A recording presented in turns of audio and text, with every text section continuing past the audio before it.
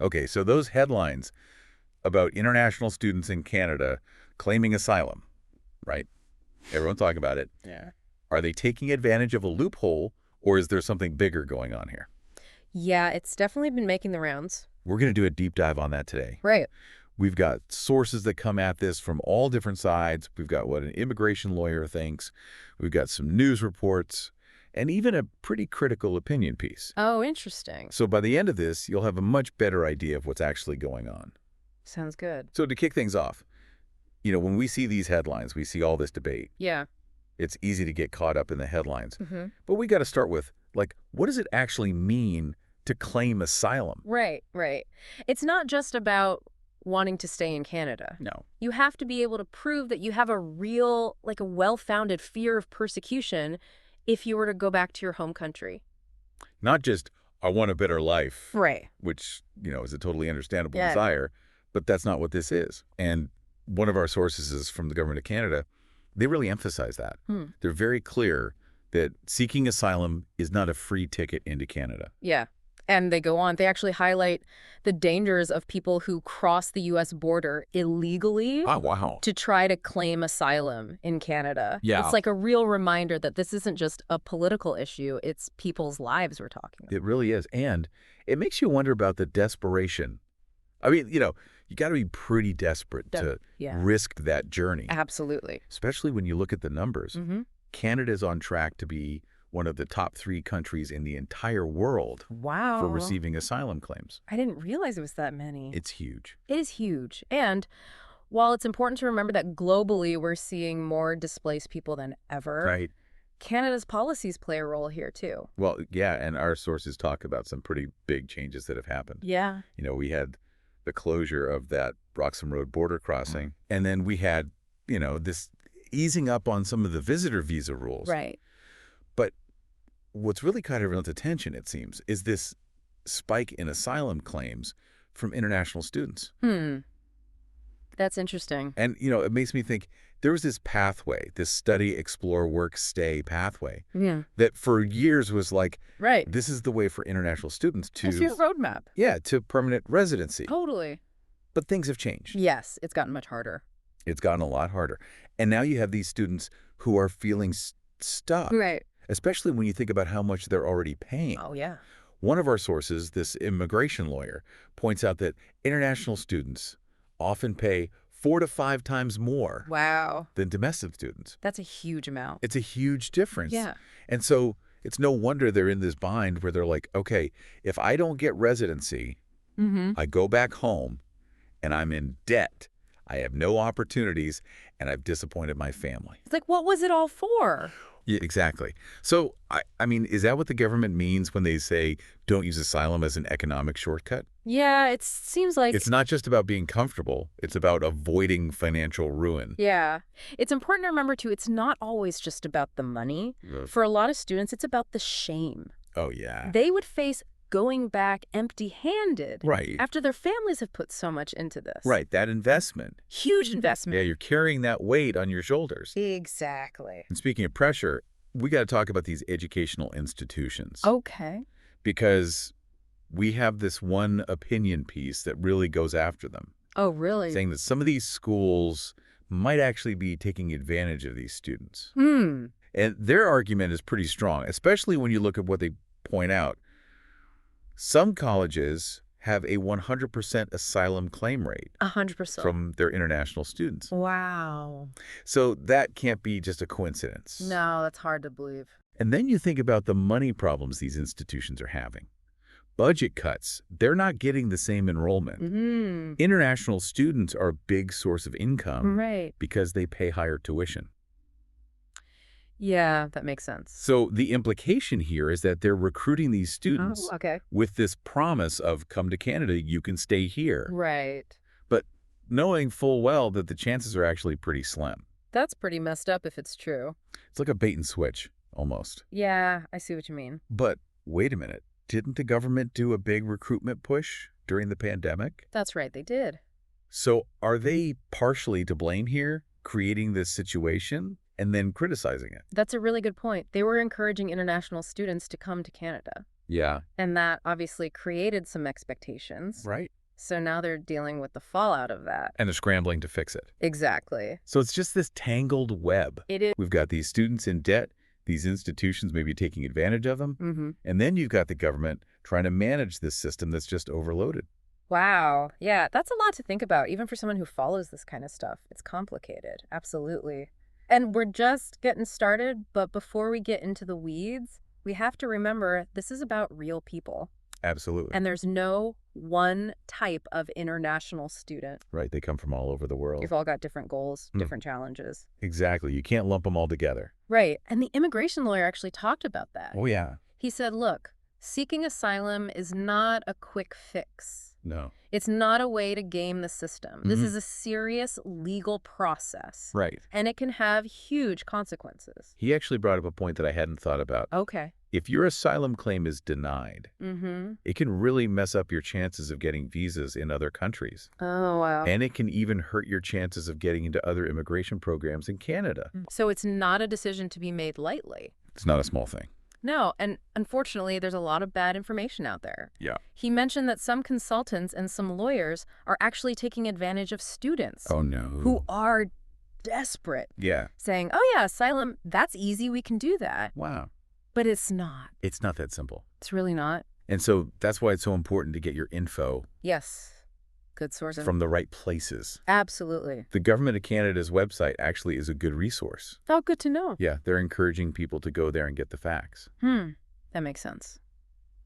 So, okay, we've talked about money problems for students. Right. Changes in how you become a permanent resident.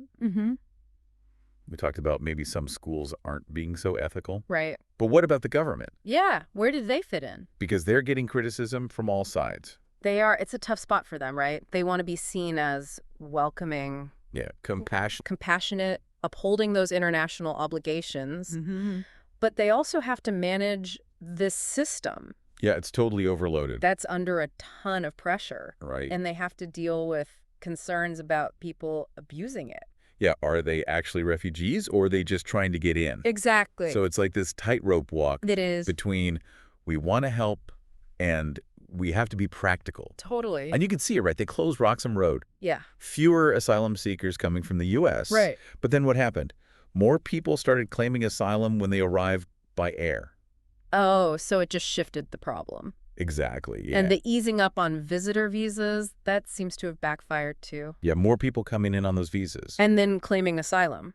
And now they're trying to tighten those visa rules again. Oh, okay. But people are saying that's making it too hard. Right. Too hard to even get here legally in the first place. Yeah. And then you've got Ontario and Quebec. Yeah, they're bearing the brunt of this. Getting slammed. Their resources are stretched thin. Their social services can't handle this. Absolutely. And it brings it back to the people. Yeah, the human element. These are real people who need help. While their claims are processed. And that backlog?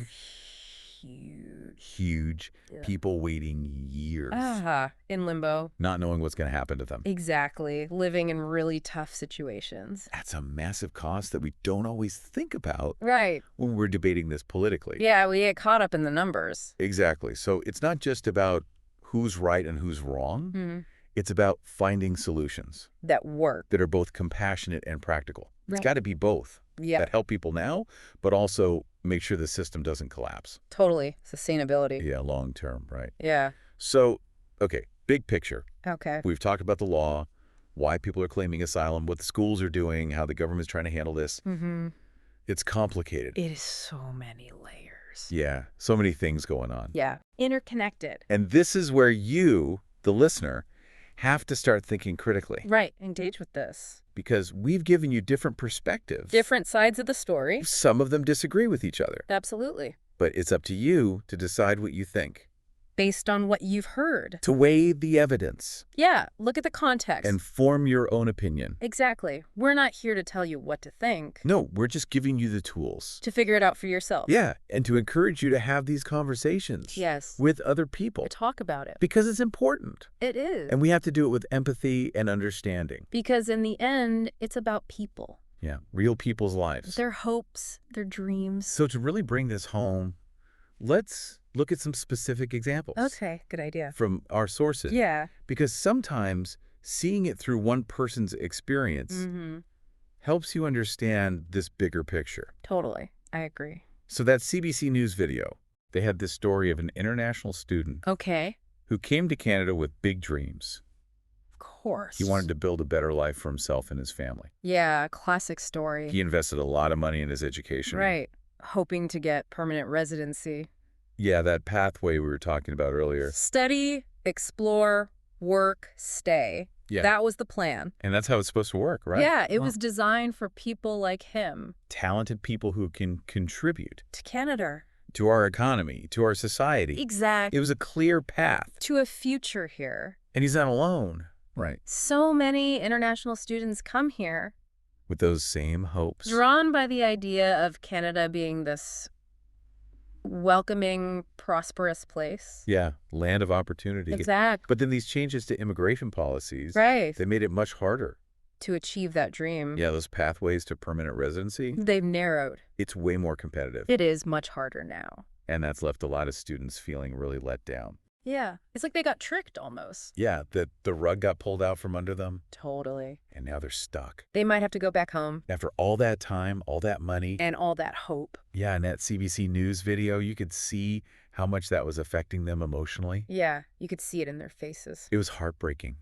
It was. Because so many of them, their family sacrificed so much. To send them here. Yeah, to support their education. It's huge pressure. Imagine having to tell your family.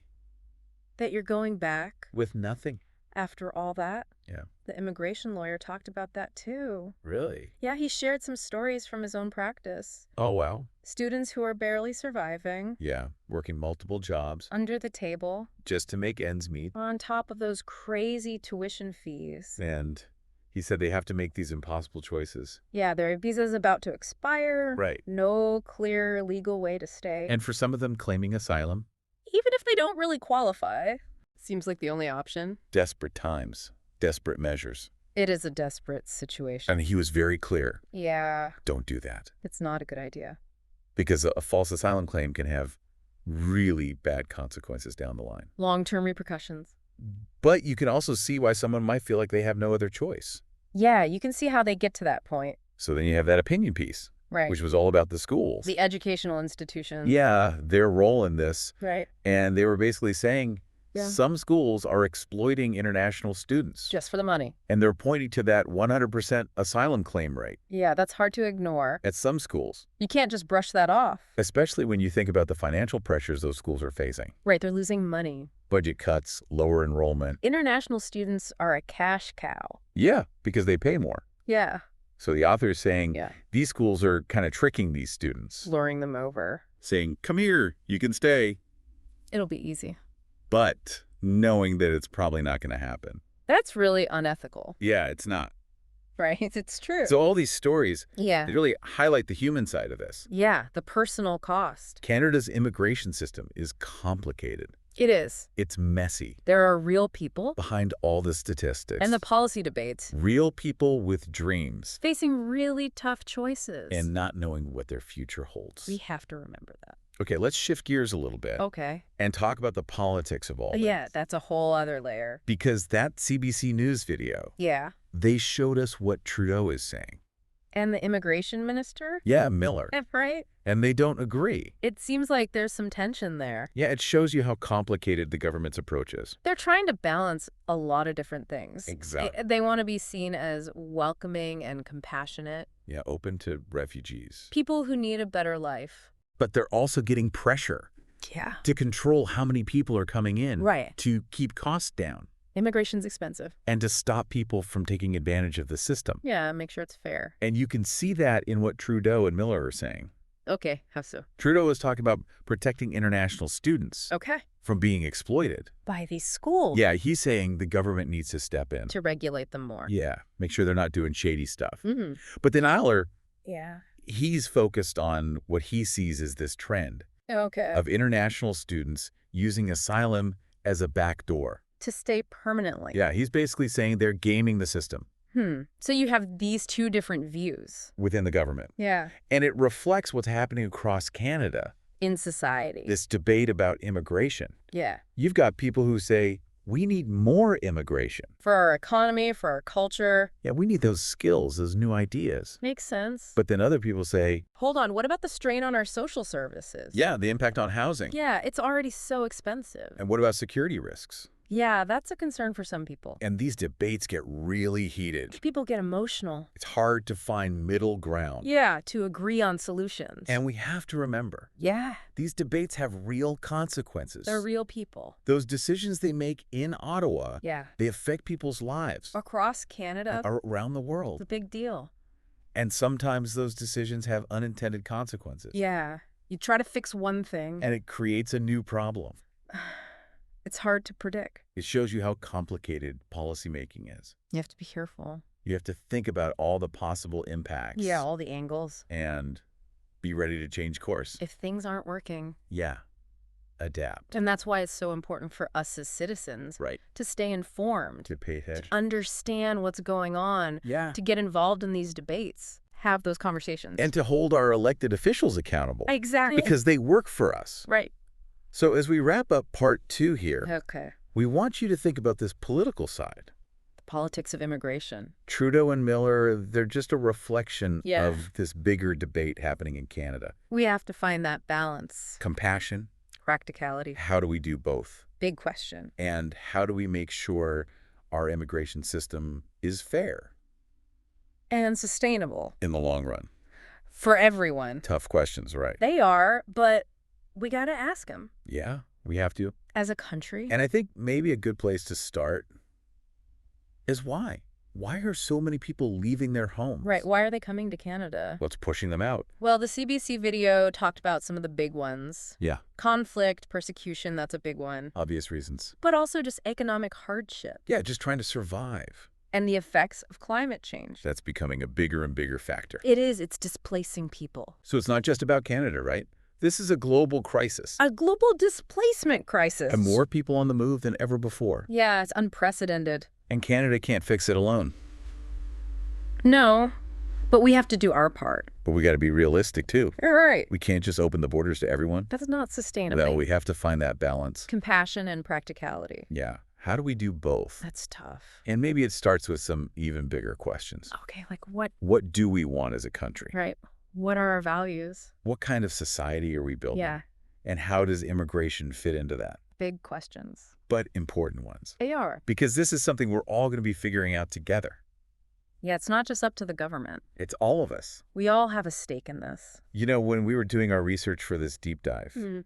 there was this one line from that opinion piece Mhm. that really stuck with me. Okay, what was it? The author wrote, "Eroding trust by conflating legitimate asylum seekers with those encouraged to claim asylum as a last resort only weakens the very system we should be protecting." That's powerful. It is. It's a reminder that we have to be careful, Yeah, not to oversimplify things. not to lump everyone together, Because everyone has their own story. their own reasons for being here. We can't forget that. No, we can't. And we have to find solutions Work for everyone. that are fair. And just So that's it for our deep dive today. into asylum claims in Canada. It's a complicated issue, Lots of layers but hopefully we've given you a better understanding of what's going on. of the different perspectives. The challenges But this is just the beginning. at the conversation. Keep exploring these issues. Keep asking questions. Find out what other people think. Have those conversations. Because the future of immigration in Canada, Yeah. it's something we're all going to be shaping. Together. So stay informed, stay engaged. And keep those conversations going.